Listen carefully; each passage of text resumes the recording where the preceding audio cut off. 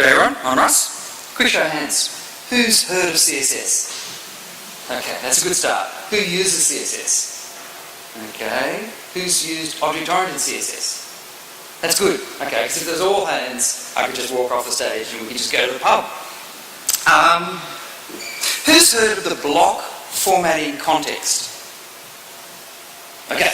Well, I'm glad I threw some slides at the end, because when I start talking about things, I mentioned this thing called a block formatting context, and it will change your life if you've done CSS. It's probably something you've used daily, but you may not be aware of this little weird concept. So I'll start on this little weird show and tell on the block formatting context, and then we'll get on to Object Oriented and SMACSS CSS and everything. So the block formatting context, what is it?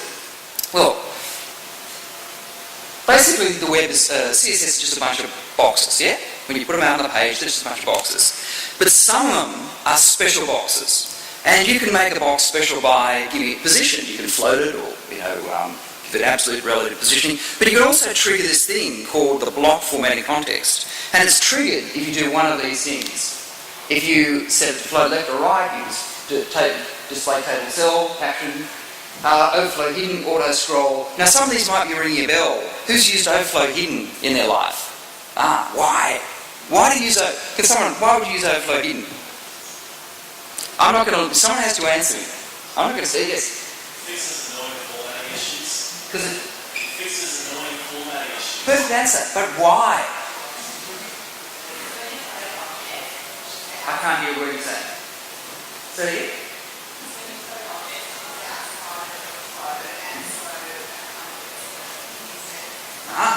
So you've actually just answered one of the key questions about the block formatting context. The block formatting context is slightly different because it's got some little exceptions to a normal box. And the first one is that it prevents margin collapsing. So if you have a parent and it doesn't have block formatting context, it won't contain the margin of a child. Whoop, we went backwards. So here's a particular case. That's a parent, you've got a child inside, and the child's margins will bleed out.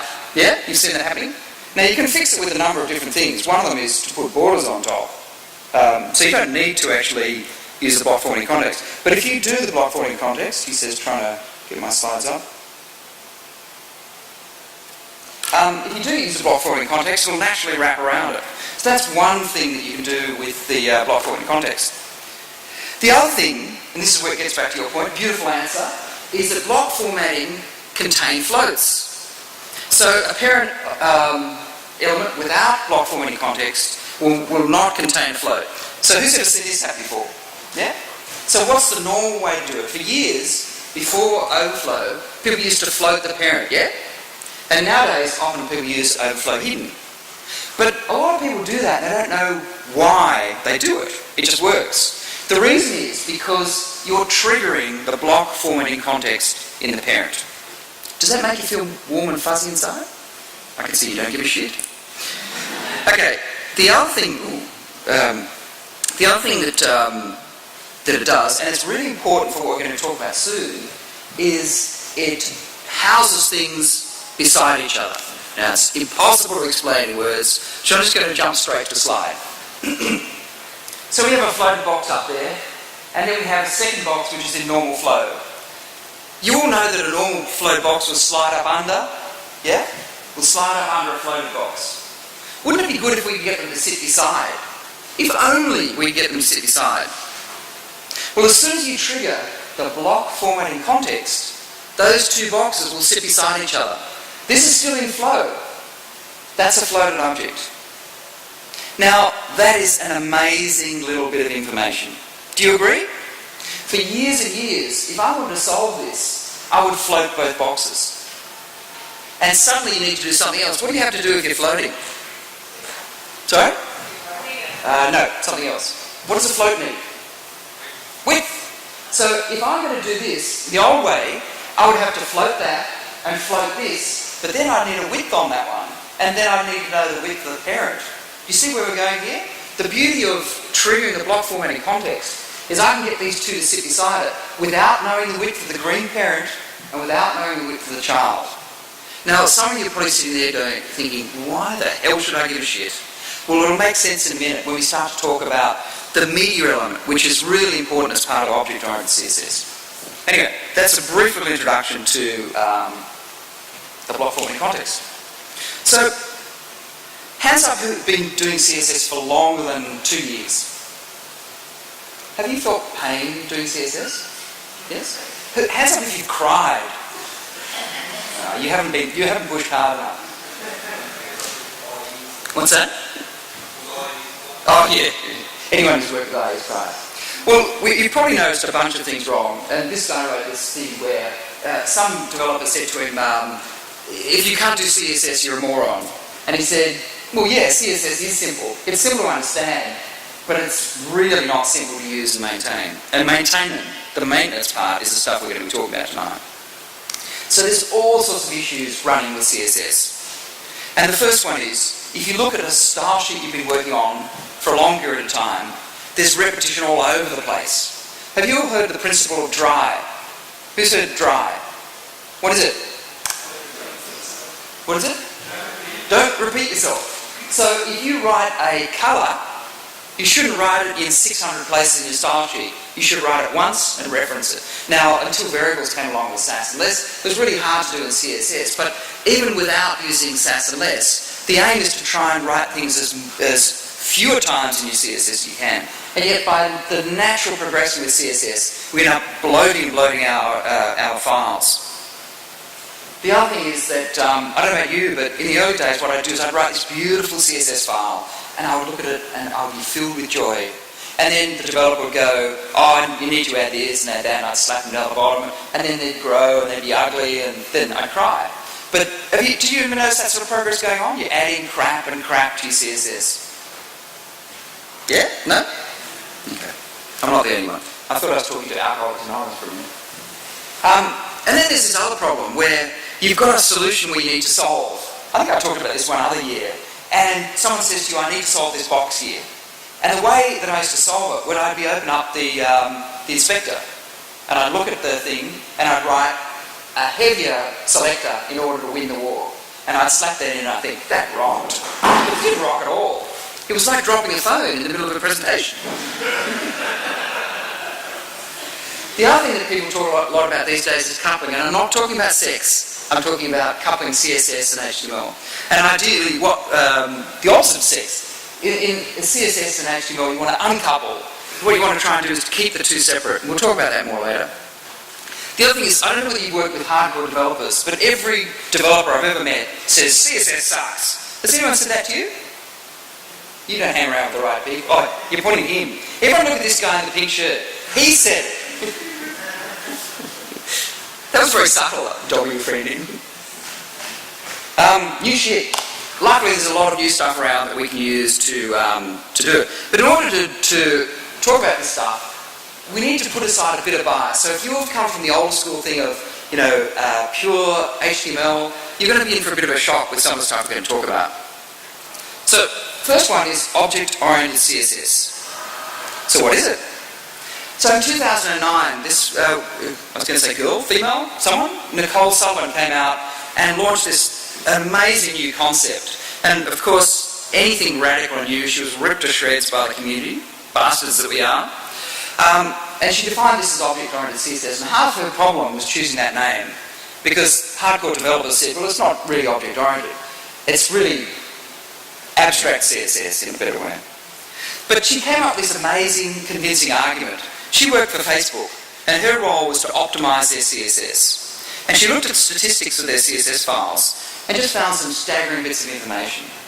So, the Facebook blue, that colour, was referenced alone 261 times in their CSS file. That's 261 individual times. Unique colours, about 548, and colours in general, the word colour mentioned in their CSS files 6,498 times. How is it possible for you need to reference that many colours? Yeah?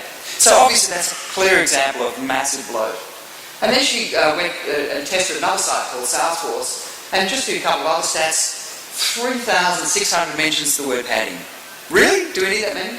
And H1 to H6, surely you could write them just once, or extend them slightly. You don't need to write them 511. 510 is okay, but I think really when you get to 511, That's just shocking. And she came out with this big statement, which is, we've been doing it wrong, our best practice is killing us. And she was right. So what is the purpose of Object Oriented CSS? It's to encourage the reuse and ultimately faster and more efficient style sheets that are easier to maintain, easier to work with too. So I'm going to do a quick little example here. And this example is talking about abstraction. What we want to try and do is abstract our layouts and see how they work. Now, for some of you have been using frameworks for years, in fact, this is nothing new, but she does take it to a whole new level. So, here's our example. And I don't know what you think, but this is quite a sexy looking site. But in this example, we have a wide screen and a narrow screen. Because, hey, we're responsive. And the first question I've got is, if you're going to build this, how would you go about it? Well, the very first thing I'd be starting to do is to look for patterns, yeah? And the first pattern, there's rows. So there's a bunch of rows there. Now, in the old days, and there's a narrow one, in the old days, you'd probably use IDs to solve that, yeah? So we do things like this. We do header, hash main, hash news, hash footer, etc. And of course, that's fine. But if we can write it once and reuse it, then it's probably a lot better. So one of the aims of Object Oriented CSS is to use class names. Trash IDs completely. I tell you, once you move there, you feel like a whole new spoon. The abstracting the CSS layout is the other part. So you don't want to be writing something like footer. It's one object that can only be used once, so we can abstract it out. So what is the purpose of this row? It's got to do two things. Who's ever tried to float something and had it butt up against something else? Yeah? Okay, so the first thing we want to do with each row is to set it to clear, which means that none of the other rows will interact. And the second thing we want to do is to trigger the block formatting context. So anything we shove in that row, our container, the row, will wrap around. Yeah? That's just the two things. Clear the bastards, block formatting context them. So we can do that with one class. Row. And the great thing about that, we can reuse it anywhere. Not just on these examples here, but we can use it down inside forms and anywhere we want to put the little container. Do you see how we've stripped it back to its core essence? It's just doing two things, clearing and block formatting context. Yep? So here's a quick example of how you can run it. Dot row, clear left, overflow, and there's two little hackaroonies below. You may have seen these before in the past. It makes it locked and stable for other browsers. Zoom 1 triggers the has layout in Does anyone know what has layout is? I'll tell you at the end. That is where you really will cry. An overflow, you'll see there's an underscore, that's an underscore hack for IE6. But fundamentally, there's just two things at the top. Clear left, overflow hidden. The first one will clear, the second one triggers block formatting context. Beautiful things. Now in that layout, you may have seen, went back up, a bit under, you've got the very top, there we go, that there was actually two rows that had tinted colours that were different to the others. So how do we solve that? First of all, I've got to get back to where I was. So there they are there, they've got a different colour in the background. So the first way you could do it is to give them their own class, something like news and footer. Yeah? So we've got row and news and footer. It sounds like I'm obsessed with tears tonight. Okay, so what is SMACSS CSS? Well, SMACSS CSS is quite a different approach. They end up being some of the same sort of principles in a way. How are we going for time? Take your time. 30 minutes. Okay, another 10. Okay, so SMACSS. Did I put enough caveats on that? You can see my whole client list. Organic gardener. Now you also want secrecy for you not. So there you go. Base CSS. You will use all the multiple icons for fab icons and everything. Oh, just a side issue. Who's ever used icon slate? Where are you? Help me out here. Icon slate. Is this the best tool you've ever seen? Bang all your fab icons in, one hit, beautiful. All of them in one. Just an aside. Anyway, you can see I get easily sidetracked. Base CSS is pretty well straight off. As I said, I take the Can you see that? I take the normalized CSS as a starting point for base CSS. And then I'll just work through, this case has got horrendous font craps going on. Nothing to do with that. And then this if you've used normalized, this would be very familiar. A lot of this stuff is pretty basic. Setting up the fonts, I use a massive font family. I don't know whether you guys do this, but I set like a really, really big font cascade going on. It's a bit hard to see there. Yeah.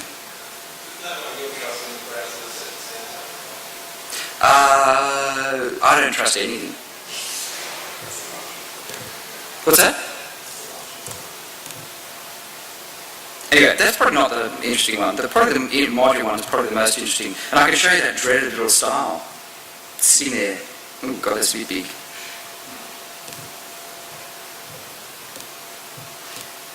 So it's very lightweight. One of the things I love about this, there's something I want to talk about. I'll talk about that in a minute, the font things. Okay, there you go. There's some Object Oriented CSS. It was worth bringing this up. I used to dread that stuff in the past. And Bruce and I were just talking about this then. I don't know about you guys, but I'll push the boundary and see if it goes past my comfort zone and then try it again, you know what I mean? So, what I was trying with this site, in the previous site I had font 1, 2, 3, 4, 5, 6 and then minus 1, 2, 3, 4, 5, 6, so they're more general. And this site, there were horrendous little designs, little font sizes everywhere. And Bruce and I were just talking about it, that I had a lookup, and I was going back every 3 seconds and looking up, and I thought, I'm going to just try it with font 48, 36, 32. It was so fast. I'm not going to, before we go live, I'm actually going to go and take them off. Ooh, I've got to get a taxi. Just ignore that.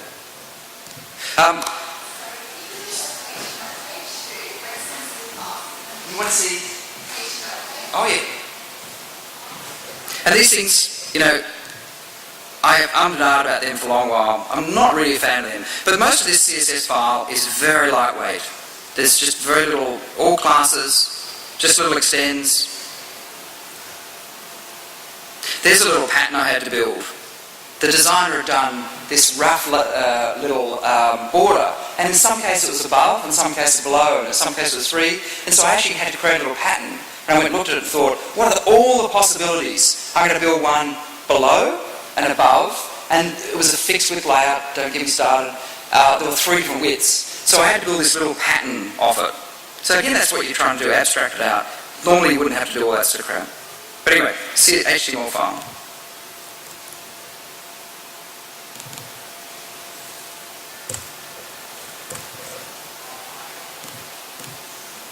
So what you would notice in there is there's an increase in class names. Not a huge amount. So there's 2 in there. That's one of those weird borders. So there's things like feature heading. In the past, I would never have done something like that.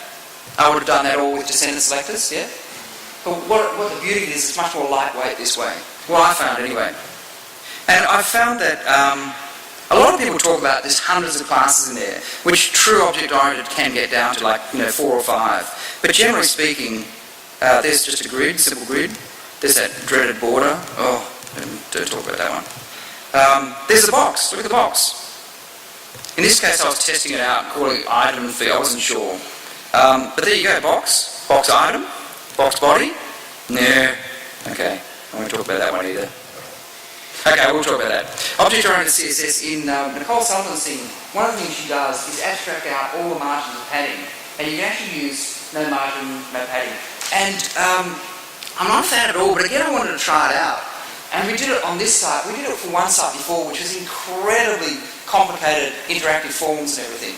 Where things would be added all over the place. And one of the things that I found amazing with it was the developer would go, I'm just adding this new module in here, we need to do this.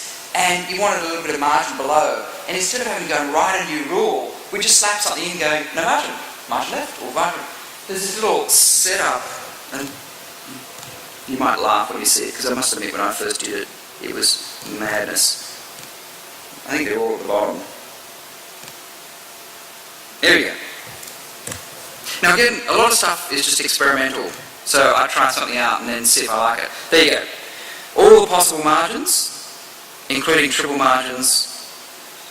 Now on this particular site, very rarely used it. On the other side, I wanted to test it out. There's a rich application that's been built in all sorts of ways. And for that sort of thing, I found this amazingly good, even though it felt so wrong. Because basically, it's almost like putting style in it. You know what I mean? It's like putting style, an inline style in it. But it gave this enormous ability to do things very quickly. So I wouldn't normally recommend that, but in this particular case, I've done a tiny bit of it. There you go, there's a list, no bullets. So there'd be, instead of putting a special one just on that case, we abstract it down. I don't know whether that helps at all. Anyway, any other questions? Yes? In terms of how screen readers render all the classes, Doesn't matter at all. The guy came last year, Roger Hudson. I don't know if you've seen Roger. I work closely with Roger, and Roger has about 4 or 5 people who test concepts, quite regularly with, including one guy who's, basically works on the phone daily. And we've run a lot of this stuff through. They're completely ignored by the screen readers. Unlike ARIA. Who's working ARIA now? Okay. Something fun. Do you know what I mean by ARIA? W-A-R-I-A? Hands up who's heard of ARIA. Okay, so you have, yeah. So ARIA is now well supported by browsers. For those that haven't, let me try and find one. Role equals. Oh, you're using the new element? Freshly batched from the WC3. Now we can use this new element called main. But this is an ARIA thing. Very quickly for the group, who can explain what ARIA does? What does it do? What does it do? Come on, a lot of you put up your hands. I'm putting you all on the spot. Can someone answer? What does ARIA do?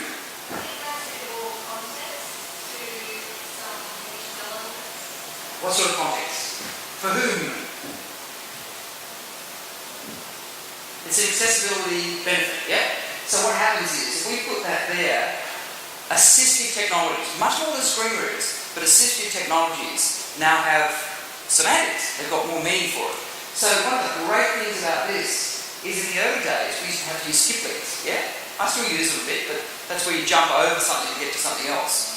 Whereas now, a lot of the screen readers, most of the latest screen readers, support ARIA for you. So it means you can actually, using a screen reader, navigate to any part of the page, like you could do using headings. You can pop open a dialog box now and go, give me the banner, give me the main, the navigation, the complementary content info, those sort of things. Any other questions? I've been talking to you for a long while. I'm very aware that I'm raving. In that case, you're free to go. Thank you very much for your time.